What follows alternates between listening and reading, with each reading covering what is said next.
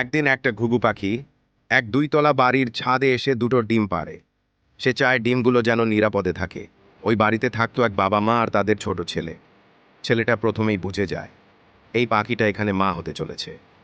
প্রতিদিন সে গিয়ে দেখে ডিমগুলো ঠিক আছে কিনা, কেউ ক্ষতি করলো না তো। ঘুঘু মা পাখিটাও যেন ছেলেটিকে বিশ্বাস করতে শিখে যায়। কিন্তু একদিন ছেলেটির বাবা ছাদের ওই কোণে চোখ পড়ে যায়। তিনি ভাবেন বাসাটা সরিয়ে ফেলাই ভালো। ঠিক তখনই ছেলেটি রুখে দাঁড়ায়। সে বলে, না, এটা একটা প্রাণের ঘর, এটা ভাঙা যাবে না। বাবা কিছুটা অবাক হন, কিন্তু ছেলের চোখে জেদ দেখে পিছু হটে। দিন যায়, সময় পেরোয়। একদিন সেই ডিম থেকে জন্ম নেয় দুটি ছোট্ট ঘুঘু ছানা। সেই ছানাগুলো যেন ছেলেটির বন্ধুই হয়ে ওঠে। সে তাদের খেয়াল রাখে, কথা বলে, আদর করে।